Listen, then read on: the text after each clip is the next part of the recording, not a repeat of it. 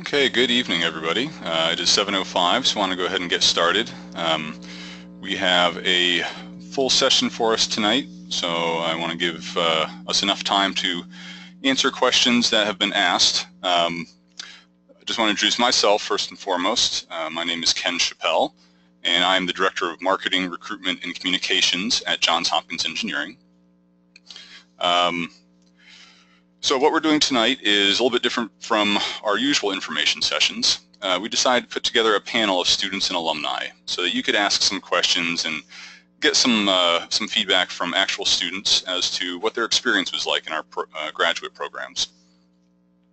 So what I'm going to do first is let each of our panelists introduce themselves, and then we'll hop into the questions. We did receive a lot of questions from people ahead of time.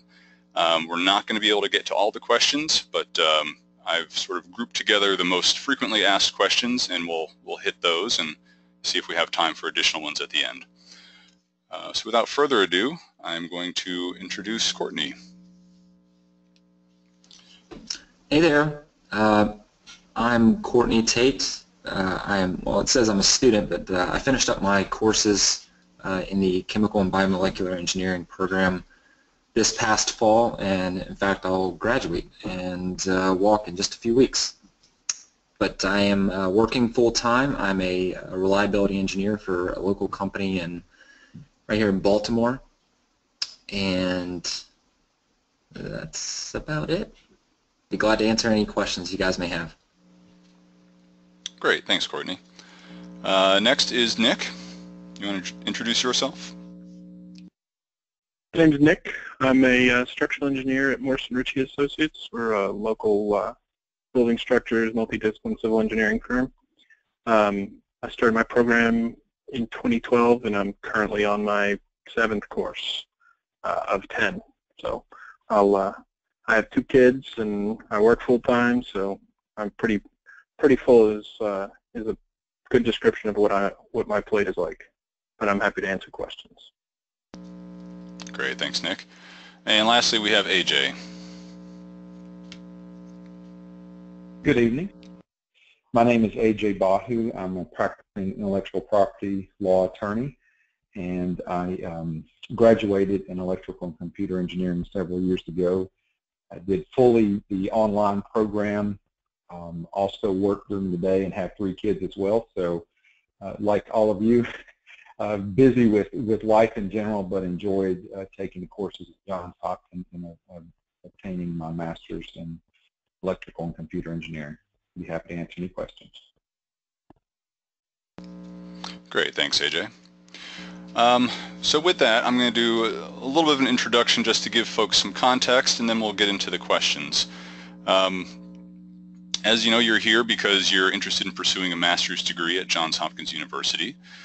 The division that we represent is the division that handles the part-time and online graduate education here at the Whiting School. Now tonight we have people who are on the call with us that are either prospective students, current applicants, or current students. And I think everybody has an interest in learning a little bit more about the online learning experience, the face-to-face learning experience, what have you, just so that they can start to make that final decision as to, you know, do I want to pursue this degree? Am I happy that I chose Johns Hopkins? And so hopefully we can answer some of those questions for you. Now, one caveat I will throw out there, we did get a lot of questions ahead of time that were program specific. And we're probably not going to be able to get to those this evening, but if we don't, I encourage you to attend our program-specific online information sessions. You can find the schedule of those on our website and attend those. During those sessions, you'll be able to drill down a little bit deeper about, you know, things like which required courses for a particular track do I need to take in a specific degree program. Again, we're not going to be able to get into those types of things tonight, but the program sessions will certainly let you dive into those. Now that said, again, we have representation tonight from people interested in just about all of our degree programs, and we do represent 20 different fields of study here at the Whiting School. Now I'm going to start into some of the questions, and the one that I saw the most was the first one, and that is, how were you able to balance schoolwork with a full-time job and family responsibilities? And it sounds like multiple panelists have that type of situation, so I guess whoever wants to take that one first, please go ahead.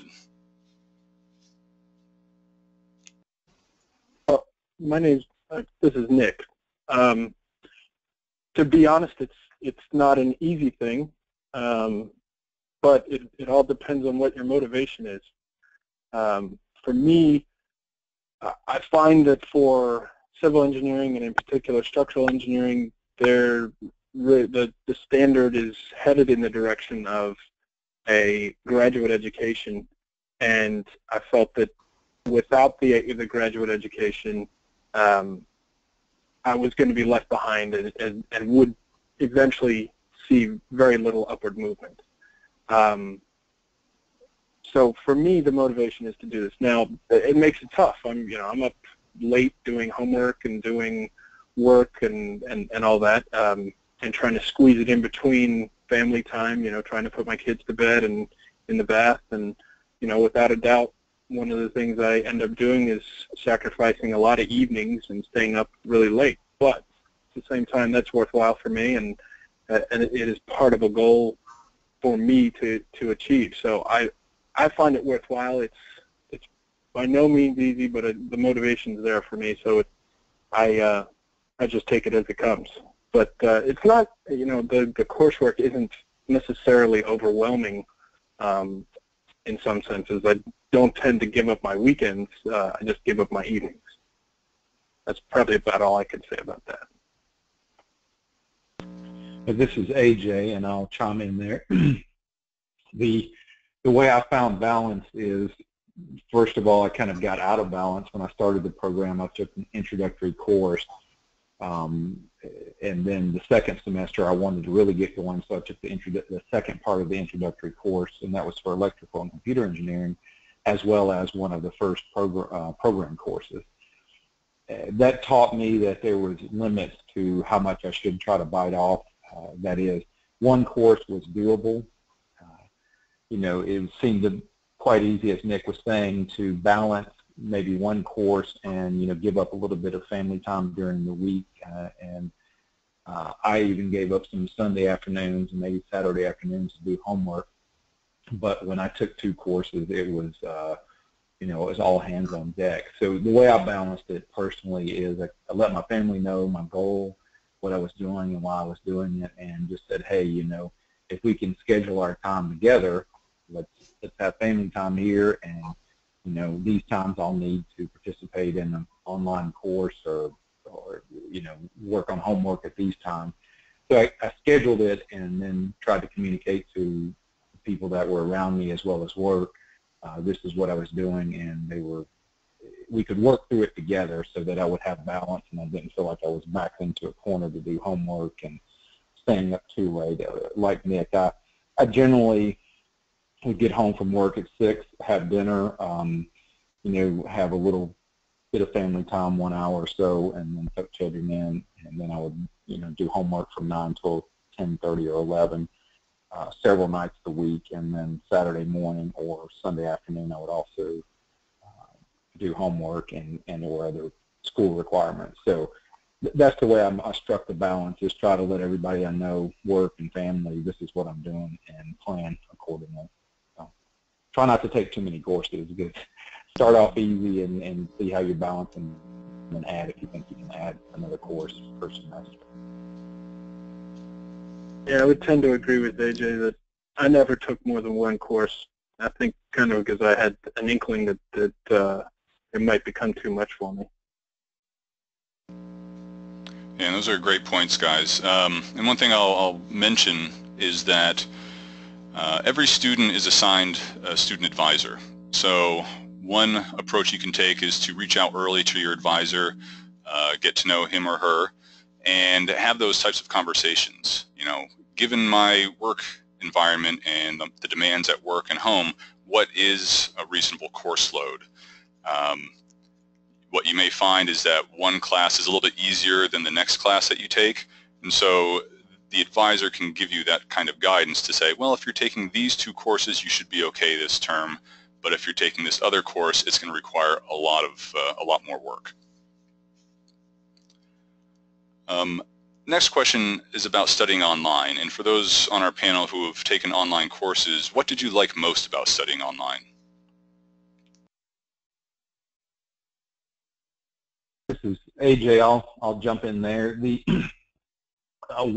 studying online for me was crucial because I travel for work. As an attorney, I go for travel for depositions, for court hearings, and for other reasons. So the ability to, view my module at any time during the week was very effective to allow me the flexibility to tackle the program. That is, if I were doing it in class and it only met Monday, Wednesday, or one time a week, and I happened to be traveling that week, I would miss the whole course. But the online program allowed me to say, okay, generally modules, at least my modules were released Sunday, and I could, view the module Monday night. I could do reading Tuesday night. I could do some portion of the homework Wednesday. I might take Thursday or Friday off or do discussion posts. And then, Saturday I would try to complete it and then clean up anything Sunday, turn it in, and be ready for the next module. When I traveled that week, I would adjust based upon whenever I traveled. So taking the online courses were definitely a necessity for me in my travel schedule.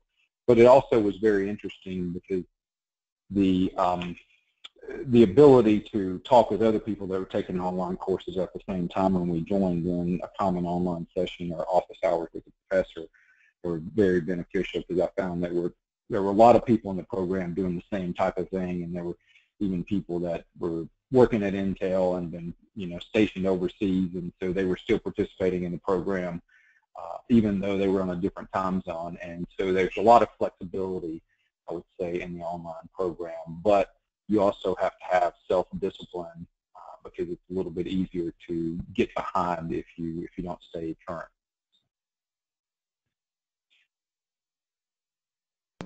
This is Nick. For me, the convenience of it, you can't beat it. You can get set up just like AJ said, almost anywhere you want to, and you'll be doing your work right away. With the terrestrial courses, you have to go to the site wherever it may be. Here in Baltimore, it's the Homewood campus or the Dorsey building, and I live in North Baltimore. It's kind of a tough ride to get all the way down there. I also work in North Baltimore, so it's a long ride to get down there. So if I can save that commute time, that's huge. I can put that right towards working on coursework or doing other things. So that was, for me, my favorite part of it.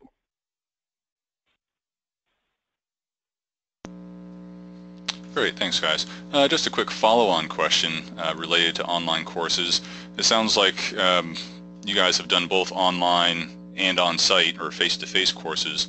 And we kind of talked about some of the obvious differences.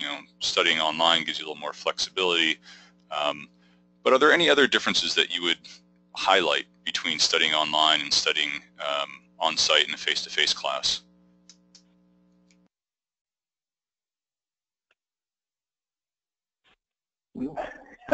Offhand, I can't think of things per se that you can highlight the differences more easily than I think, something that I like better. I mean, the convenience part was nice, or is nice, but you also don't get that personal interaction, and some of the courses are taught by professionals in the industry that you may want to know in person, and you may not be able to strike up and just an odd conversation with someone like that in a online course.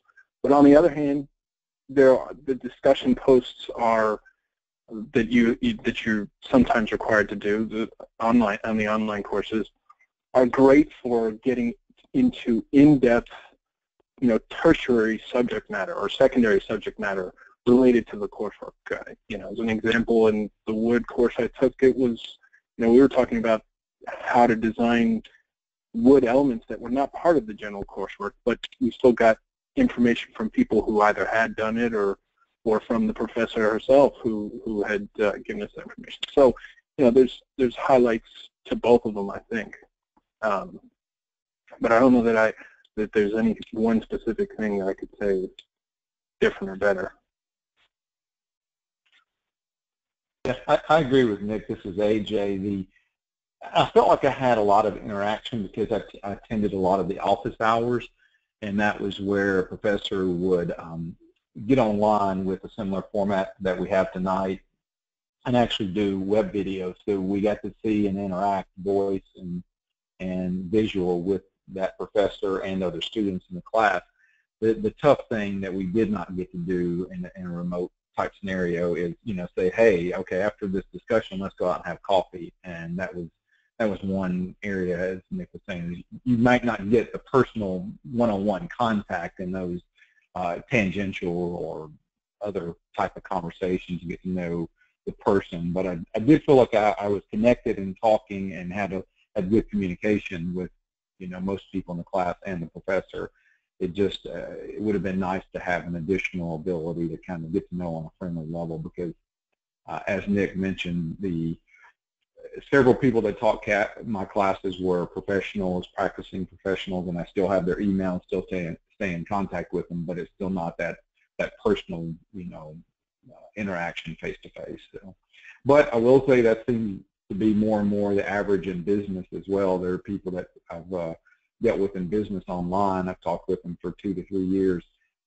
That is via telephone or other teleconferencing. I never have met them in person yet. So I think that's becoming the norm with our community and the work environment as well.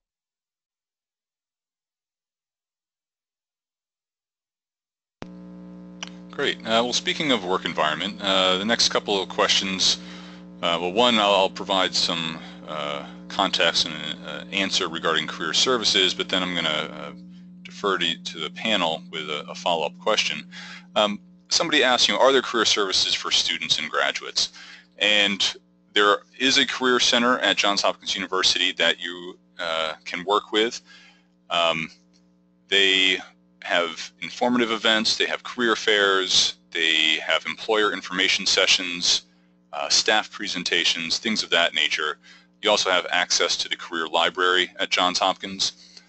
In addition to that, you can join, once you're a student, you can join the LinkedIn groups, and we have a source called Johns Hopkins Connect, which is an online database and interactive community of current students and alumni. So there are some opportunities to tap into those resources. Now that being said, I want to defer to our panel and find out, has your degree helped your career? If so, how? And if you haven't finished yet, have you found that the coursework that you're taking is relevant and you're able to apply it to your current job? This is Courtney. I can kick this one off. So I'm a reliability engineer. I've been a reliability engineer for about 2 or 3 years now. This degree, while not directly relevant to my job, I got a chemical engineering degree and I work in chemical manufacturing, but supporting rotating equipment. It's more of a mechanical engineering job. However, just the pursuit of a master's degree led to a promotion within my team and increased responsibility. So certainly just the demonstration of leadership, pursuing such a degree and initiative, I guess, led to a promotion, certainly.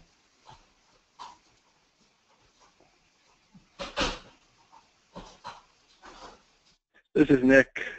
Without exception, I would say that this job led to my what the job this job was part of the reason I won the job I have is pursuing this degree. I did have, going into the job, I did have a lot of experience doing the work, but without it, I don't think, I think it kind of put me over the other candidates and really got me in the door and interviewed pretty quickly. And and part of the reason for that is they already had two students who had graduated from the Hopkins program, and there was another person working there who we are both about the same point. I think he's going to graduate next year or in the next semester. So he's it's definitely a program that the company is very interested in, and that has definitely helped my career.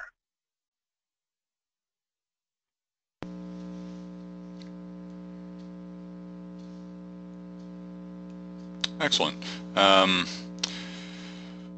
The next question kind of gets into sort of the overarching experience, and that is, what unexpected challenges have you faced or did you face while pursuing your degree? This is Courtney again. Probably the biggest challenge that I faced was given that I was commuting to campus. I took all of my courses on campus. It was certainly a challenge to organize especially in group projects or group assignments, to find people within the class that sort of operate on a similar schedule, were willing to talk over the phone or do a webinar like this in the evenings for those of us that are busy.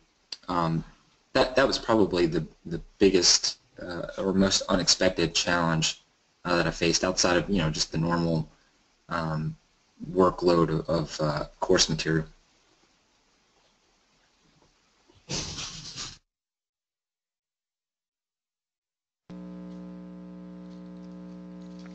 Any other unexpected challenges faced by our panel? I wouldn't say that I had any that were, or I don't have any that are unexpected. I mean, most of my challenges are, scheduling my own time and being able to gather in time, and a lot more of my courses have now transitioned into the online sphere, so that's kind of helped. But before that, it was also commuting to Dorsey, where most of the courses were offered. The only other challenge I would say was that some of the courses, since I was part of the transition from terrestrial to online courses, it was sometimes the schedule for when courses were offered was kind of tough. But that's it's part of any transition, that you're going to get stuff that courses that don't line up with when you need to take them.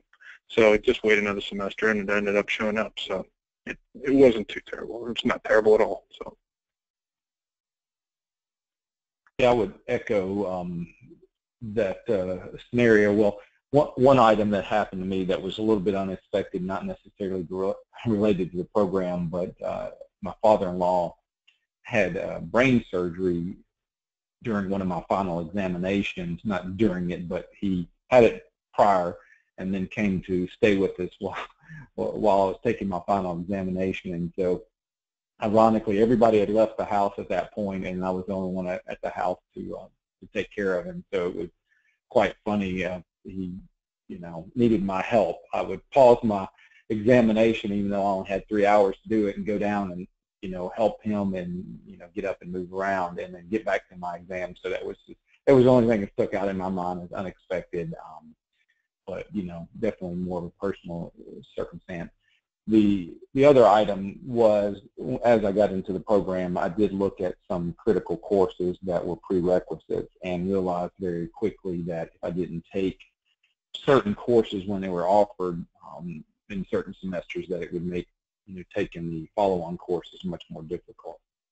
So that was one of the reasons I did take 2 courses the spring semester when I first started, so I could get a prerequisite out of the way. So that would be my other comment as far as unexpected items to anticipate, is if you're looking at your program, try to figure out if there are any prereqs for certain courses and figure out when they're taught, and then you can plan and make sure it's not unexpected, but there might be 1 or 2 that will affect your total planning. And so that would be my thoughts on trying to plan ahead. great. That's an excellent comment about the prereqs. And just for our listeners, again, that's a question or an issue that you can address with your advisor.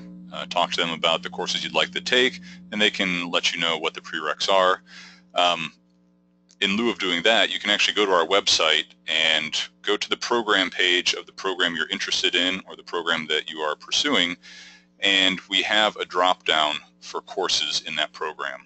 And that list of courses is broken out by required courses, focus areas if that applies to your program, concentrations if that applies to your program, and when you click through to the course description, it'll give you information about the prereqs that are needed for those courses. So we try to give as much information on our website as possible so that you can plan out and navigate your degree program as well as possible. With that question done, I want to turn back a little bit to the online course experience and get our panel's thoughts on a couple of things. Before I do, I just want to let everybody know that the software we use for our online courses is Blackboard. Many of you are probably familiar with it. If you've never used it, you've probably heard of it. And as has been mentioned on the call so far, instructors will release modules once a week, and then typically it's up to you to do the readings, watch the videos, join the chat rooms, do the assignments, all within that week, and everything is contained within Blackboard. So I just want to provide that context, and then now ask the panel, during your online classes, what was the interaction like between you and your instructor, between you and the other students? And I know we got into this a little bit earlier on, but maybe folks could expand upon that just a little bit. And this is Mike, go ahead. This is AJ. The funny item about that is that the toughest courses ended up having more interaction because more people would attend the office hours. So I think that the interaction was generally good via text, that is, not text messaging, but with our modules, each one of the professors required a discussion forum. So we would post one the first 3 days of the module through Wednesday, and then we needed to respond to one or two, Thursday through Saturday. So we did begin a lot of interactions and communications via text and the discussion forum. There were one or two people that seemed interesting to talk to and did call or talk directly with them, but the interaction and communication was good with both other students and the professors, and generally they seem to be more frequent during the tougher courses because more people join the office hours, or they would, if you had a problem, if you had a challenge in solving a problem that you were assigned, most of the time the professors said, yes, you can ask and help each other through the discussion forum, and he would monitor that. The caveat is you couldn't give any answers or you couldn't work a problem, but if somebody's stumped and they need help, they can certainly ask for questions on the discussion forum, and if somebody answers it, that's great. If some student can't answer, then I'll answer it. And so there was a lot of interaction, a lot of communication, and as I said, it was both audio, visual, as well as written words. So I found that to be effective. Yeah, my experience was pretty similar, or has been pretty similar. The course I'm currently taking is online, and it's a lot of readings, a lot of self-work, in the sense that you end up doing it by yourself. But there's also the discussion posts, which are, as you described, a lot of responding to a discussion item, and everybody kind of getting involved and answering the question, the proposition on your own, and coming up with solutions that kind of make sense. It's a good critical thinking exercise when done properly. Also office hours are great. The one course I took was included a video conference with the professor, which was really great. In addition to seeing her face, it was also convenient to see her working the problem out as if it were a terrestrial course, and you could ask questions on the fly, and it was very interactive. It was very helpful. So, in general, that's been my experience.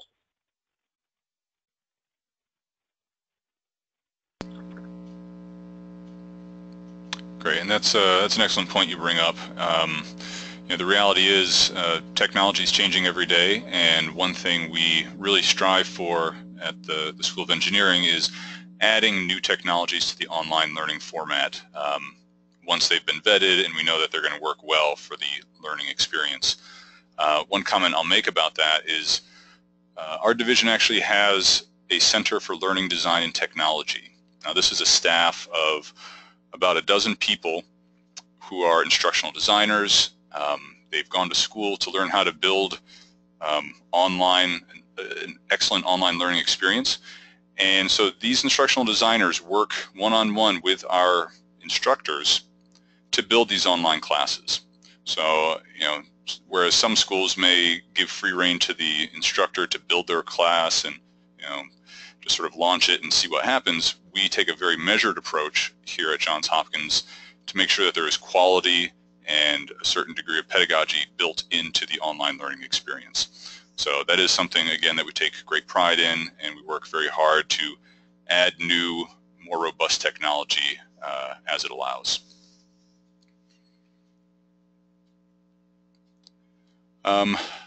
Just monitoring some of the questions that have come in during the session, and so I'll address one of these because I've seen a few questions about certificates. And I do want to reassure people that we do offer certificate programs as well. Now, it depends on which area of study you're interested in. Some programs offer graduate certificates, others offer postmaster's certificates. Obviously, the postmaster's, you would need to finish a master's degree first, and then you would move on to a postmaster's certificate. Oftentimes, these are pursued by people who have finished their master's degree, in some cases many years ago, and they're looking to retool and get some new learning under their belt. The graduate certificates are people who aren't quite sure they're ready for a full master's degree. They did their undergrad, they want to sort of test the waters, get some good coursework under their belt, and then maybe along the way they'll realize, okay, this is for me, and then they can actually pursue the full master's if they so decide. But in the meantime, they can pursue the graduate certificate. A couple other questions that have come in that I can probably address directly. A lot of questions about what will my diploma say and what will my transcript say? And we get this question quite a lot. People are concerned, will it say that you studied online? Will it say that it was a part-time program? And the answer to that is no.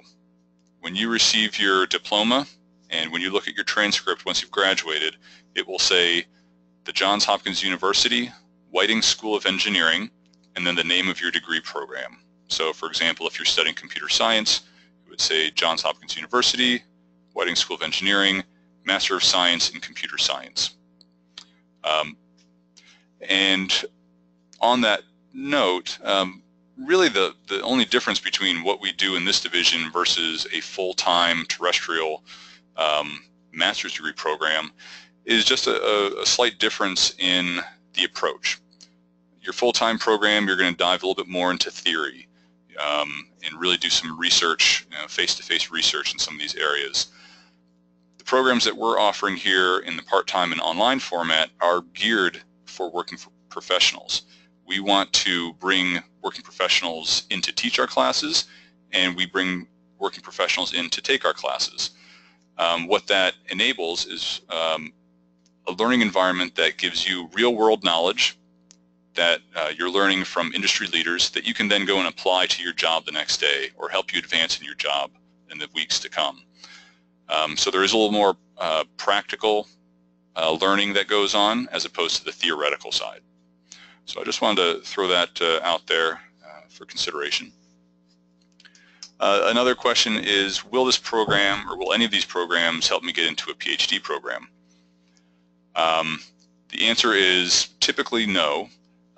However, if a PhD is your ultimate goal, our advice is that you let that be known with your advisor or with the program chair as early as possible so that they can help you construct a degree program or a pathway through your degree program that would lend itself to continuing on into a PhD program.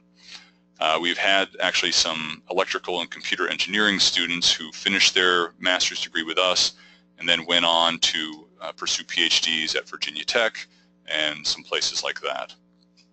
So again, we're not designed to feed into PhD programs, but it's not out of the question.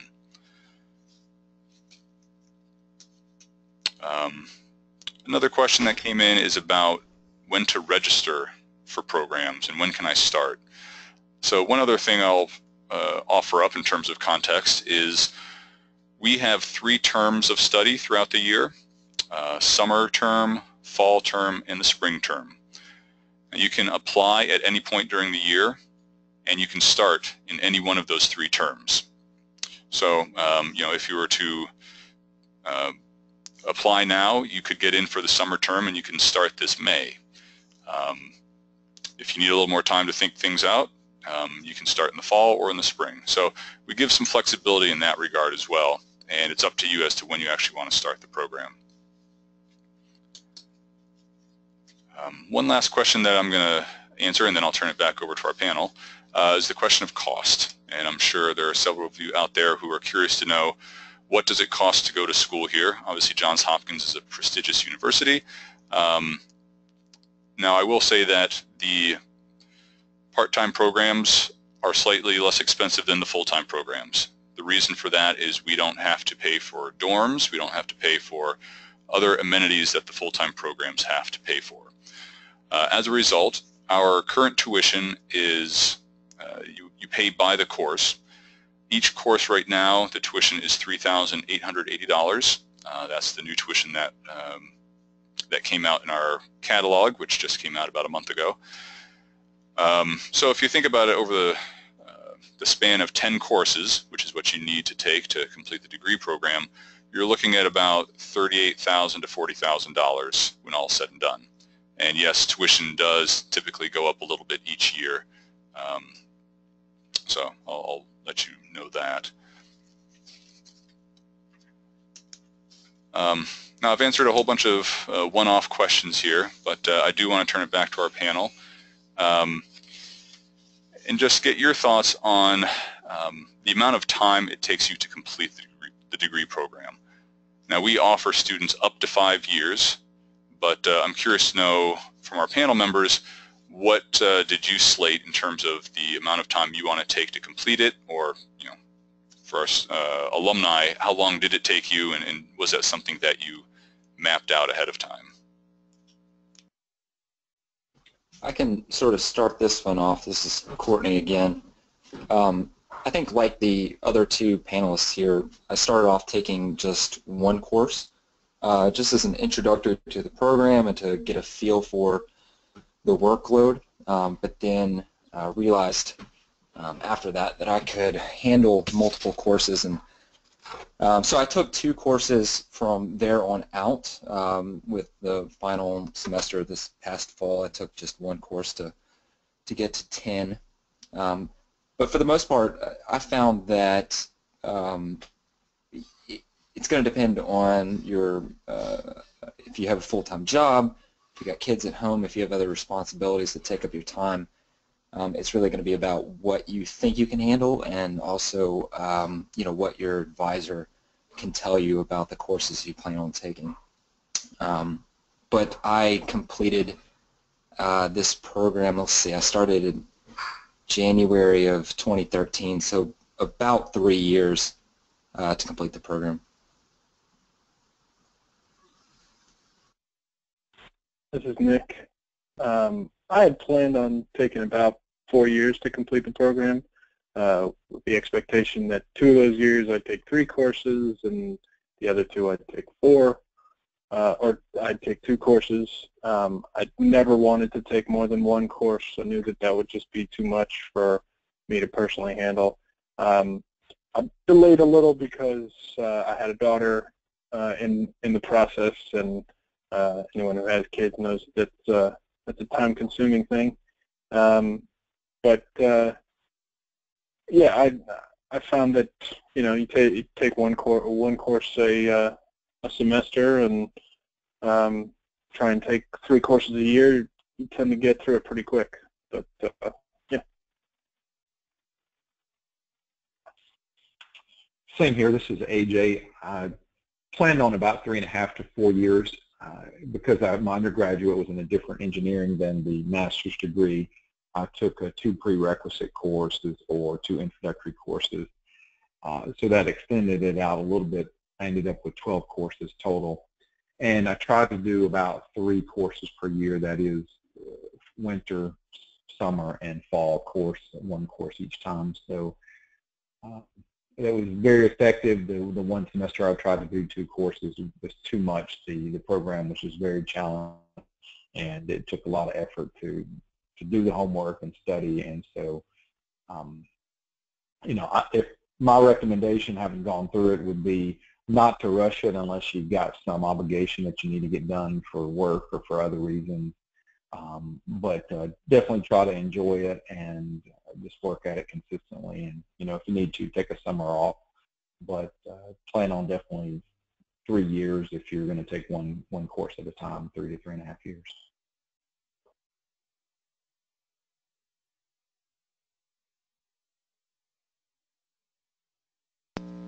Excellent, thank you. One of the questions that came in ahead of time has to do with expectations. Just wondering, have you met your expectations? And I guess that question could mean a lot of things, but as you applied and started your program, what were your expectations, and were they met? Were they exceeded? If anybody wants to tackle that one, please go ahead. This is Nick.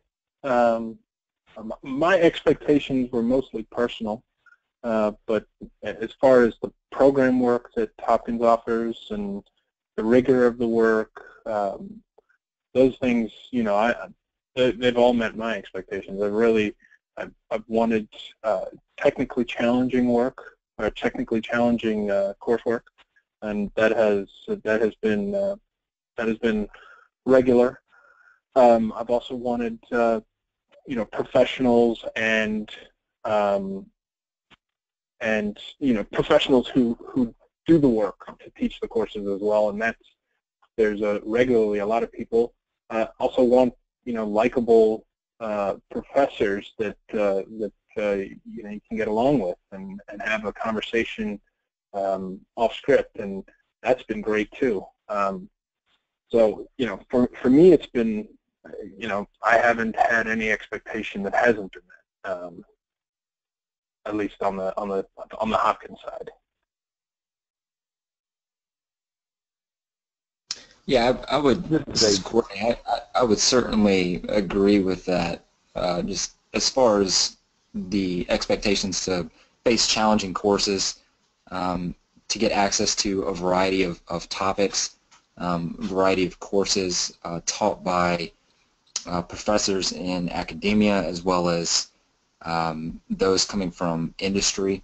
I'd say it has a nice variety of material that you can learn, and again, just talking to professors about their respective industries or about a topic within academia. Really, the biggest expectation that was met for me was just the variety and the level of interesting subject matter that you can take at Hopkins. This is AJ. Yeah, it met my expectations. Mainly, I wanted to attain the master's degree, and so that was what I started with. After I got into the program and got into a rhythm, so to speak, I wanted to also pursue beyond the master's program, and so I did enter into a PhD program. Since the Johns Hopkins, I entered into a PhD program at the University of Nebraska. So it met my expectations both in preparing me to continue on to have a rigorous program as well as a well-known school. But more importantly, it gave me the confidence to continue on in the PhD area. And the reason why that's beneficial is I work with inventors, a lot of people that are pushing the limits, and it's good in my field to attain the highest level so that people, you know, number one, respect you in the field, but also know that when they talk about new inventions that they can start at such a high level that they don't have to go back and start at the base level and basically introduce you to the whole technology. So all of those expectations were met with the Johns Hopkins program. Excellent. Thanks, guys. We're starting to wind down on time here. We do have some time for a few additional questions, and we've had some come in again while we've been talking. I'm going to tackle a couple of these real quick. One question was about the turnaround time for applications. When would you hear back? Typically, we tell people probably about 4 weeks. Now that ebbs and flows. We've had a huge influx of applications, to be quite honest. The last year and a half or so, we've seen double-digit increases, percentage increases each term with applications coming in. So our admissions staff gets a little bit swamped from time to time. Now that said, you know, you can reach out to the admissions staff, find out, you know, have all your transcripts come in, has all your paperwork been received. Usually they're good about following up with folks with regard to that information. But once the paperwork goes to the chair for review, you know, it's usually a couple of weeks for them to turn it around as well. The chairs all work full-time. They have full-time jobs in addition to being the chairs of our degree programs. So they have to balance both responsibilities. But typically, you know, you're looking at probably about a 4-week turnaround. People wondering if there are, or how many courses are required to be taken every year. And there isn't a requirement with that regard. It's really up to you as to how many classes you want to take. At the most that will really let someone take is 3 classes per term. So you're looking at, you know, 9 classes in the course of a year. Unless you aren't working, that's probably not a sustainable course load. Typically, we advise people take 1 to 2 classes, especially in the beginning. You know, 1 per term is probably good to get started. I had a question on here about accreditation, wondering if these degree programs are in fact accredited, and I'm happy to say yes, they are. We are accredited through the Middle States Commission on Higher Education. So these are degree programs recognized throughout the country and throughout the world.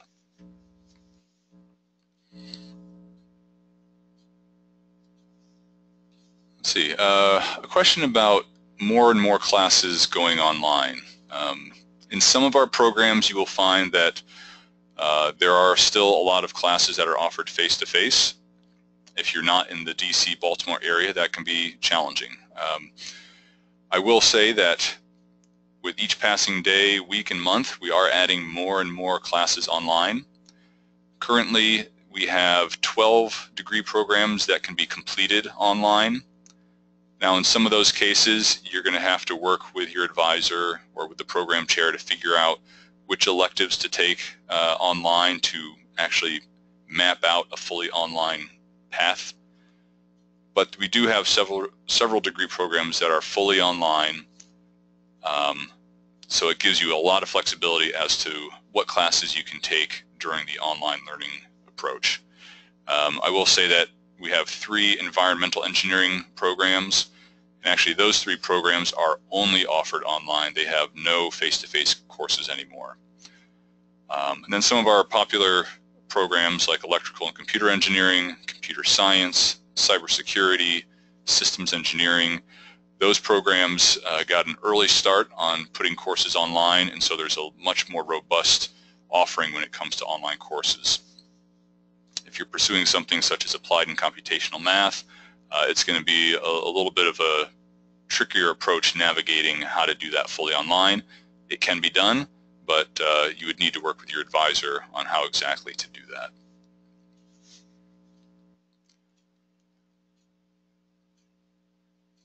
I got a question here, a logistical question that I'll address. Some people, I think, joined us late. We are recording this session, and we will make this available to you after the session is done. It'll probably take us a couple of days to get it out to everybody, but yes, we will make it available via email to all of you, as well as posting it on our website and on our YouTube page. So you can find this session there. And as we go through the spring and do our program-specific online information sessions, those too will be recorded and made available to you. We have about 5 minutes left, and before I wrap things up, I do want to turn it back to our panel one last time and just get any final thoughts from you guys as to just sort of an overarching perspective on studying at Hopkins, studying online, what it's meant to you. You know, if it is something that comes up in social circles or at work, maybe you can give us just some final thoughts as to what your experience has been like at Hopkins.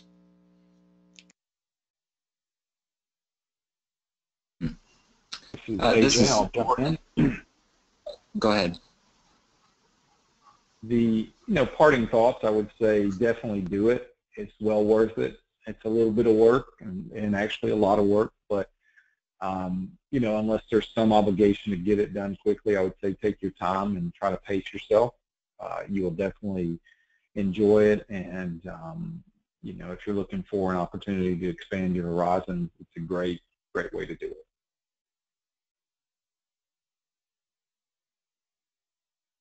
I would certainly agree with that, and add that, at least coming from someone who experienced the program entirely on campus, I found it to be enriching to be amongst peers as well as professors, and again, those coming from industry to teach. Definitely worth the pursuit of the advanced knowledge as well as the experience that in many cases can be applied directly to your profession, or it can be a jump-off point for a new profession or a new academic interest. Certainly a worthwhile experience that I would recommend to just about anybody who asked about it.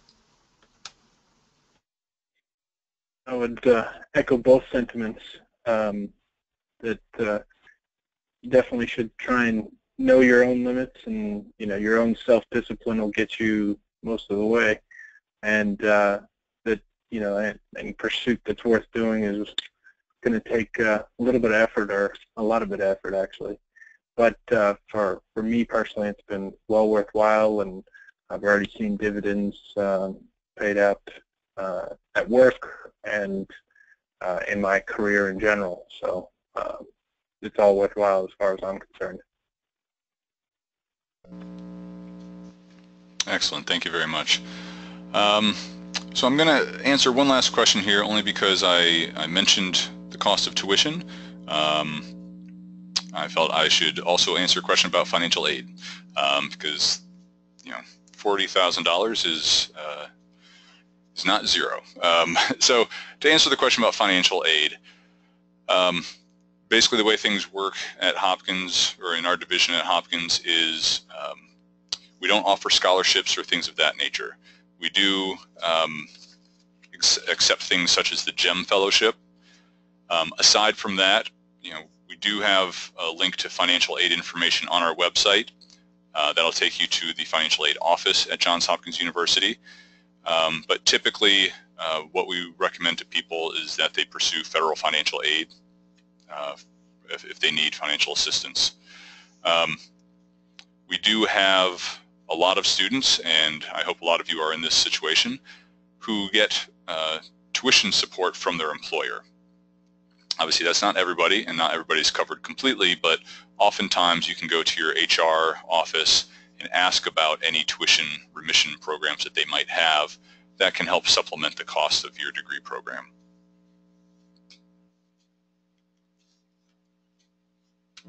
So with that, I'm going to throw up the last slide here.